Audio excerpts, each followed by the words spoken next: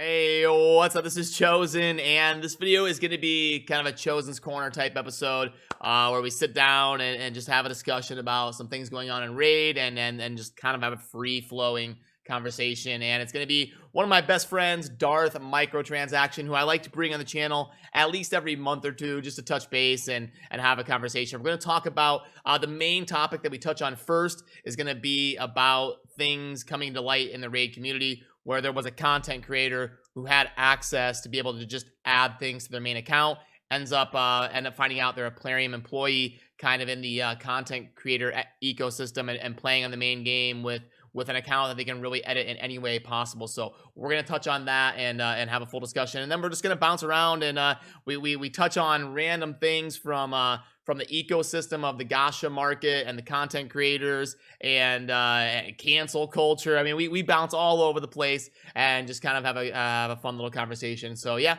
I hope you enjoy, and let's get into it. Alrighty, now we're gonna jump on in here with the boy. It's always fun to catch up with you once a month or so. I figured it's about that time where we should touch base, and we actually have some fun things to talk about. Some things that are going well for you, and then some things that are kind of crazy. So yeah, first of all, just let us know what's up with you. Oh, so you know, it's your boy just out here grinding towards that YouTube plaque as I always want.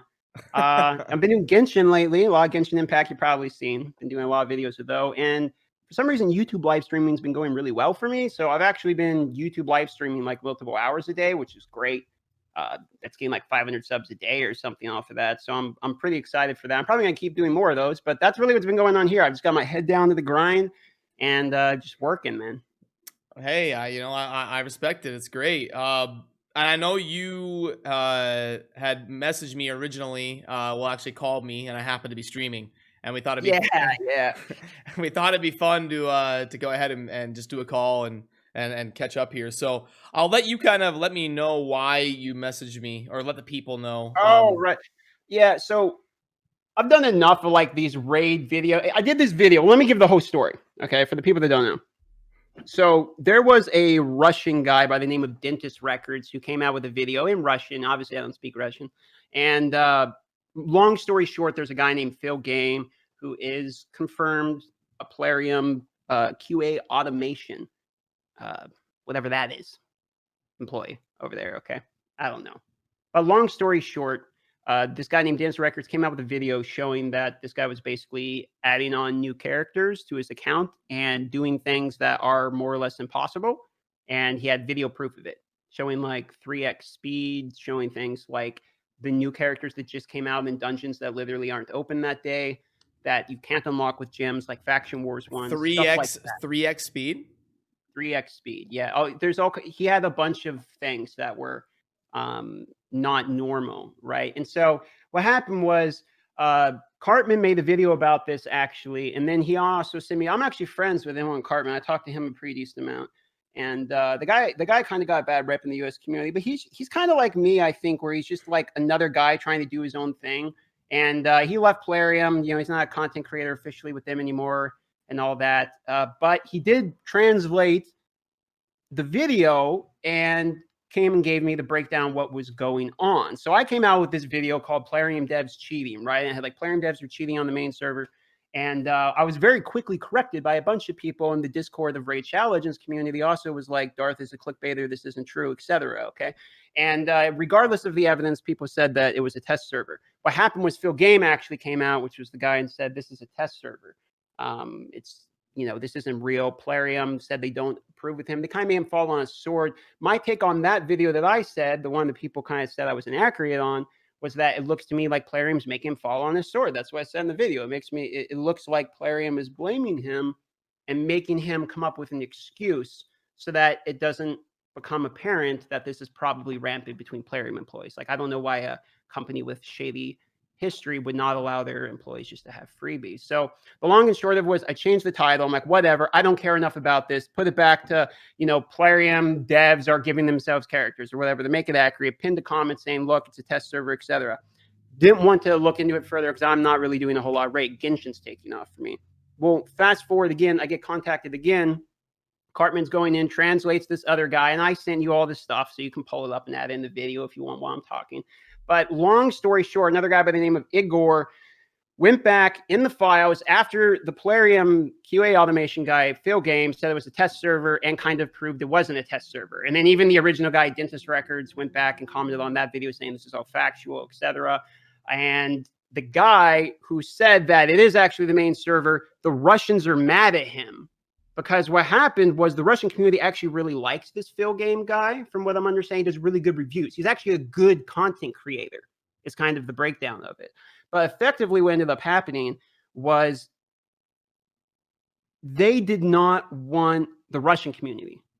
They did not want Phil Game to take a lot of heat because he's like a nice guy, right? It's just like a decent guy, that was adding stuff on his deal. But it's obviously kind of a shady deal, what's going on. And then we have kind of caught Plarium in a lie of making him fall on his sword and him saying it, which is like, why would he say it's a test server? And then Plarium confirmed that, be like, he did it without our knowledge. And then it comes out it's not. It's on the main server. So that was the go-to. I was just called you because I wanted to give you that story and see if you wanted to do something on it because I'm doing Genshin at the moment. But yeah, that's the whole breakdown. Okay, so this person has access and just like, did Plarium give them the okay to make content? Well, he's making content and Plarium's aware of it, so they were fine with that, but they didn't give him the okay from what Plarium states. To be fair, they said they did not give him the okay to add stuff onto his account. Now, I don't know if Plarium is changing their public rules for this, if this is rampant. I don't know. I'm not going to speculate, but what I can tell you is that think about it from this way, Brad. How great of content could you make if you could use the newest character the day it came out with the faction wars that's for it, even though that's not the day, and have the character max and everything? You know what I mean? I mean, you know how it is. We get gems and everything from the raid content creation program. Imagine if it's unlimited. I mean, Yeah, no, I definitely see. I mean, obviously, if I had access to everything I want at any time, yeah, I could make ridiculously better content. So no, I'm not saying that that's not a thing. I'm just saying I don't understand, like, it doesn't make sense to me why Plarium would put themselves in that situation. But there's lots of things that don't make sense sometimes. So and put themselves in which situation? Putting themselves in a situation where they would like give permission to someone to make. So I think, to me, it sounds like a miscommunication.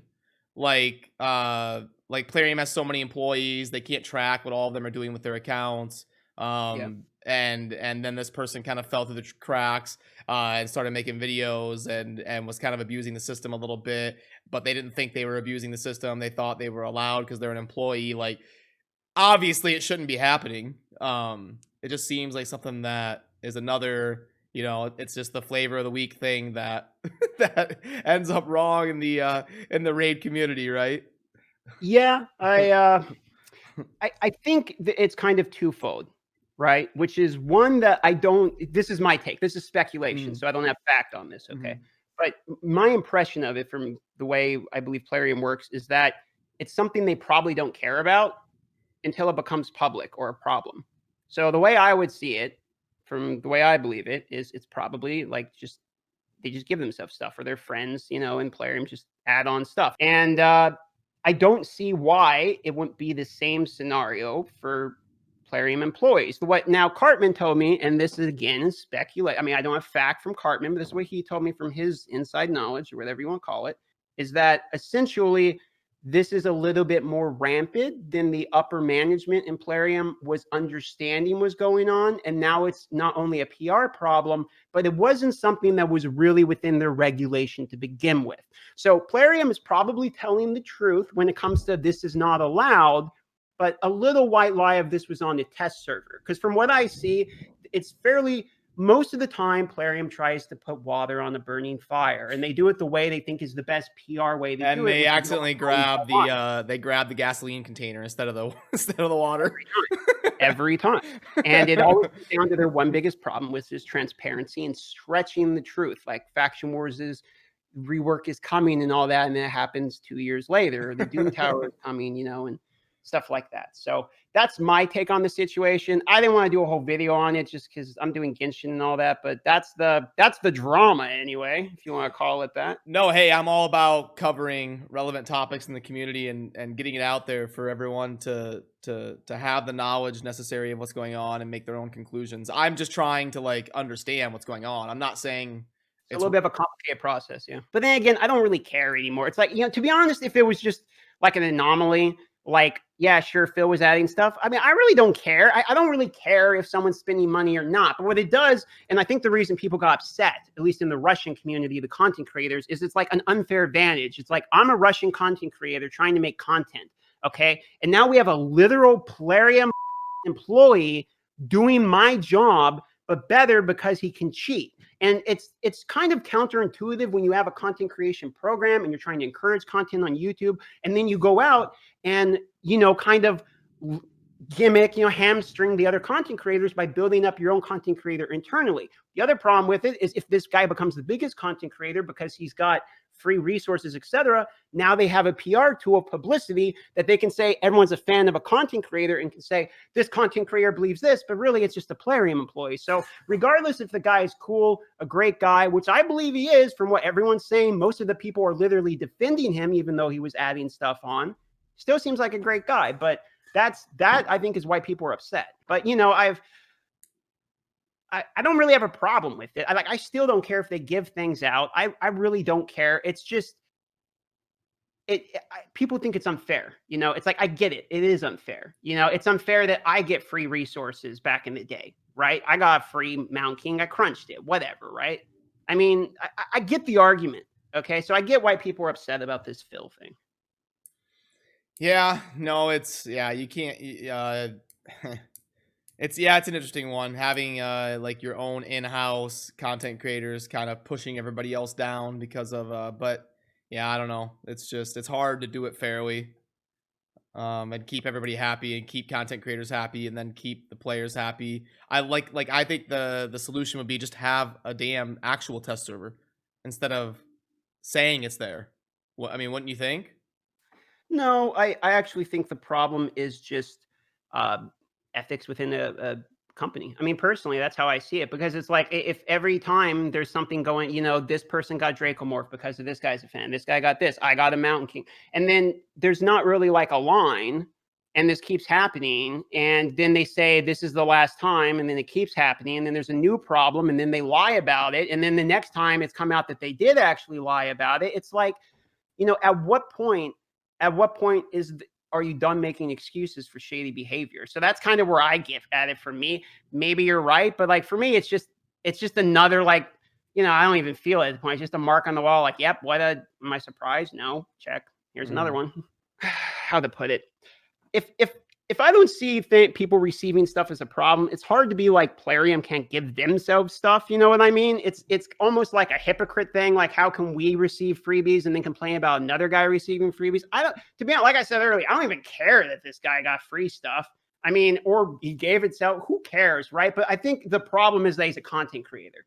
Is that it's like he can give himself it, whereas everyone else has to go out, beg, scrape, whatever, try to get Plarium to give you a drop from the teeth. Whereas this other guy can literally do it all himself and boost his own content. So I think that's where a little bit is. Yeah, I think that's a good place where a line is drawn, where someone can do it themselves versus having to pursue it. But this industry, this mobile Gacha content creator ecosystem is so new that these are the type of discussions that are gonna need to happen in games and in communities, is because we're talking what, like 6 years that this has been an industry. So like, because I'm trying worse better. That's what because you're gonna keep having games come out, and they're gonna want content creators to do their game, and they're gonna want to get them up and running quickly.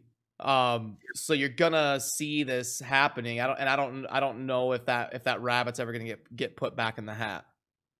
I don't know if it is either. I talked about this in a different video, and really the way I see it is that it comes down to regulation. There was a bunch of new patents EA did about 1.5 to 2 years ago that really changed the way Gacha gaming works. And it's a longer topic. We could go into that if you want, but it really comes down to litigation, I believe, is where it comes to, and regulation of this type of stuff is the only counterweight, because business is never going to change. I mean, hell, I'm not going to change if it's working. Think of it this way: you won't change if it's working. If your subs start growing, you start making more money, you're getting more views.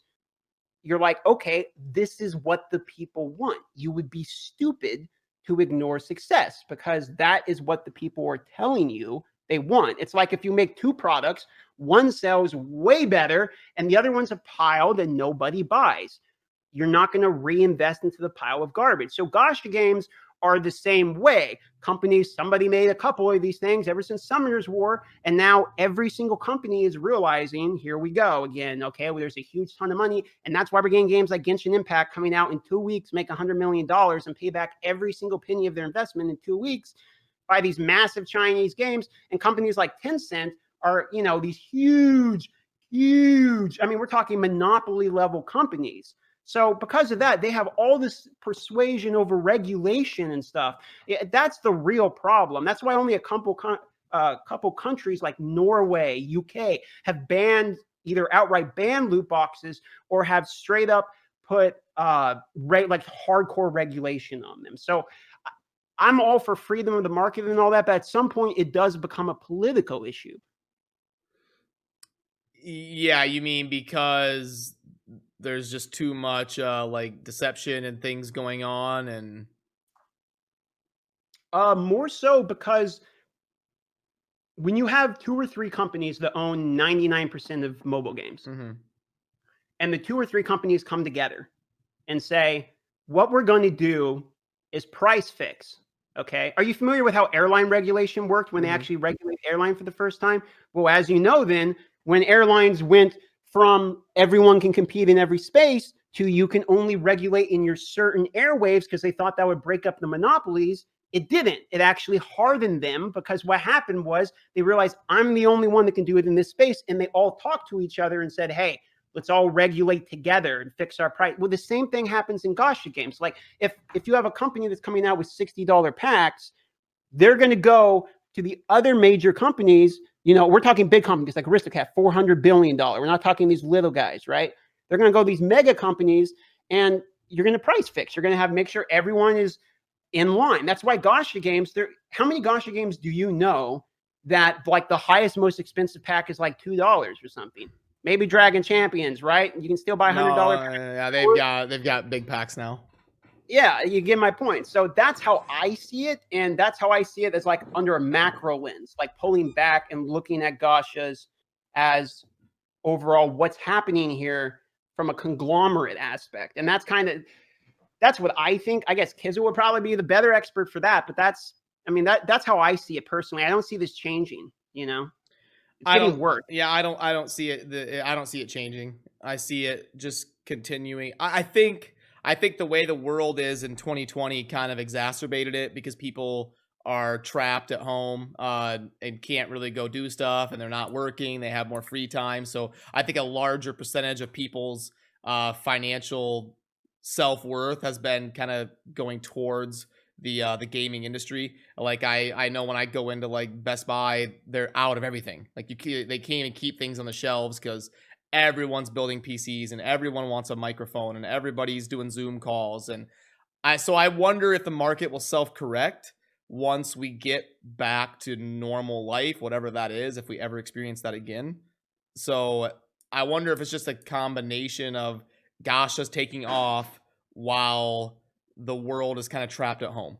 Yeah, everyone, there's a lot of that going on for sure. And that's probably a pretty good point. I don't know. Let me put it this way. I don't think if a Gacha game came out at like the same level as Genshin Impact, AAA tier, whatever, right? And came out with one of these, but made it like freemium, like, you know what I mean? Barely pay to play, where you could do like a raid pass or something. And that's it, a battle pass, whatever. They're not going to make any money. I mean, why would they? You know what I mean? It's not going to be successful. So I don't see that ever de-escalating. It's like an arms race. In the military, we have nuclear weapons because enemies have nuclear weapons, right? It's the same thing here. And the internal arms race isn't going to stop, I don't think. If someone else raises their prices or does something, they're going to figure out another way. If you think about how long battle passes have been in Gacha games, not very long, because they figured out from games like Fortnite, battle passes make more money. So they just add that in. And now we're at a point we all look forward to buying battle passes. So I think they're doing a great job with psychological, like economic behavior and figuring out the way people function, both psychologically as well as how to move in the business world and get these games out. I think they're really basically killing it in Gacha games. I'm not just talking Raid. I mean, more or less all of these Gacha games and even fragment collectors are pulling money out of thin air right now. Yeah, it's an industry that's taking off. There's just, yeah, I wonder what's gonna happen to like PC gaming, because like if you've got big companies like Blizzard and stuff, and you see now with kind of like Diablo Immortal, Blizzard's like, maybe we should start getting into this mobile market type thing and and stop focusing on Diablo 4 so much. Maybe we should focus on Diablo Immortal. Yeah. And I then think that Diablo Immortal would have done really well. I mean, you're a Diablo guy, don't you think so too? I'm neutral, because I wonder, like Rizel, for example, Raziel. It's a good game. It's just I like it, and I'm glad they kind of came to me. What's that? The polish on the game isn't quite there. No, it's like playing on a mobile game for with no autoplay. Like That's a good point, because Genshin Impact has that same problem where like playing on mobile can be intense. A lot of people play it on mobile, but for me, it's a PC game. You know, I'll play on the iPad, still hurts my wrist. Exactly. So that's a pretty good point. So I just wonder if without like Raid is perfect because you can manual stuff without having to like move, you know? Right. And they have a good client. I mean, admittedly, Raid did a really good job of the PC client integration, which was smart because looking back, the PC client integration is to remove players from BlueStacks, so BlueStacks doesn't get a percentage cut of their revenue. So making a PC client is something that all Gacha games are doing now to cut out the middleman. Like even Genshin Impact PC client, right? But you can purchase directly through their own transaction, which people don't do because it's Chinese and everyone's scared. Your data will get leaked, leaked, right? I mean, to give you an idea, they're so bad at leaks. A lot of these Chinese games are that currently in the first month of release, Genshin Impact, you could look up anyone's phone number. All you had to know was their username. You could type it in and it would leak their phone number. So like there's problems. And I didn't do a video on that one because I didn't want my phone number leaked now, did I? Thank God that is fixed. So that it's smart to make a PC client. Oh yeah, you gotta. The PlariumPlay was a home run. It allows your content creators to make better content, smoother content. It allows players to play it more. It allows players to auto click overnight. Like you've got, yeah, it's just a home run. That is one thing they did hit a home run on. And they did a good job on it. Admittedly, they did a good job. It runs smooth. Yeah. It doesn't overtake your resources. The resizable was really easy. That was one of the things that Plarium really knocked out of the park. Yeah, I would say since I've been playing Raid, that's the thing they've added that was the best or the most well done. Yeah, I agree. Yeah, I would agree with that. I think so. Yeah. Well, yeah, we started with the intention of kind of talking about employees and their impact on joining the content creation community and having and what it's like to have access to resources. And we ended up kind of getting into the whole macro picture of the Gacha market. Good conversation, pretty natural flow. I enjoyed that, and I love conversations like these. Because in my opinion, transparency, talking about it, all that, a lot of that is really missing from content creation because it's really scary. Like when you're a content creator and you go out there and you start talking about like potential things people might be mad at, like me getting legendary books back in the day, right? Or you start talking about topics that are undecided or speculation or things like I have proof of this, I don't have proof of this. You open yourself up to getting roasted and you open yourself up to people no longer liking your content because they might sit on the other side of the fence of that topic. So it is kind of scary, but I always admire the content creators that come out and do it. So thanks for having the conversation with me. Yeah, no, I mean, I do think we're starting to see a shift away from like the whole cancel culture thing. I mean, because you're right. We went through a stretch there of 3 or 4 years where like somebody says one thing you disagree with, and that person's dead to you. and you're never gonna give them a chance for in any other thing. I think people are starting to realize it's not a fun way to live your life. So I think I think we're starting to kind of slowly, like as human civilization, all of this media, social media, constant communication is new to us. It's new to us all. We're Yeah, all it's new. And it's gonna be a problem. I mean, we're talking what, 10 years? Is it? I mean, Yeah. smartphones started in like 2009, 2010. Super interesting because I was just talking to my dad about this actually yesterday. He works 2 weeks on the pipeline slope up here in Alaska, and he got off his shift. And I was talking to him, and we got talking about this conversation about how me and you, our generation is the last one that both had physical toys and learned to have digital. So we played with, dolls or action figures, whatever, right? And we had VCR, sure, but nowadays, my kids, your kids are going to understand interaction with people at a completely different level. And this is a topic that's been beat to death, but the biggest problem on it is kids don't learn abstract thinking. And this is a whole nother conversation, but kids actually don't learn abstract thinking until their late teens, all the way sometimes into mid 20s. People can start really developing, depending on, puberty and all that, abstract thinking, like the ability to take yourself out of an equation. Your brain doesn't fully develop that. And so unfortunately,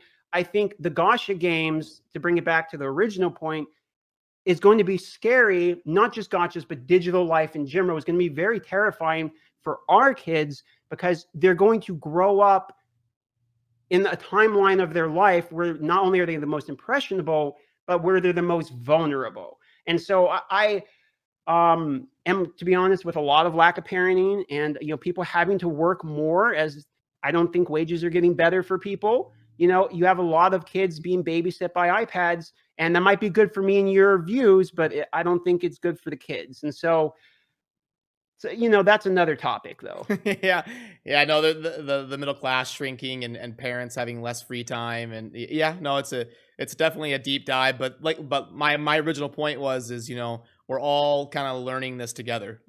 All of this social media is so new to all of us, and Yeah. we're all trying to learn how to successfully navigate this new digital world together. And so yeah, I think it's going to continue and our lifetime is going to be very interesting. But yeah, man, it's been 30 minutes. I don't want to take too much of your time today. You got to get back to that was a good talk. I think we covered a lot of topics, and I'm sure there's going to be some people that love these conversations. So yeah, and I know you got to get back to killing it on Genshin. So yeah, I got back to editing, man. But thanks for having me, Brad. Everyone, subscribe to that guy. I don't know where you're gonna put me on the screen, but that guy, subscribe to that guy. Okay, he's out here hustling. He's trying for you, And the problem is, Brad ain't gonna say it. He ain't gonna sell out every video. He's not annoying like your boy. So just go sub for him. All right, there you go. All right, it's gonna do it for this video. Huge shout out to Darth, really good friend of mine, and I'm always thankful of the time that he takes out of his day to come sit down with me and do a video and have a fun conversation. So I will definitely link to his channel down below in a pinned comment, so it's nice and easy to find. Definitely check him out. He's a good dude that makes good videos. So that's gonna do it for this one. And as always, thank you for watching. Have a good rest of your day. Peace.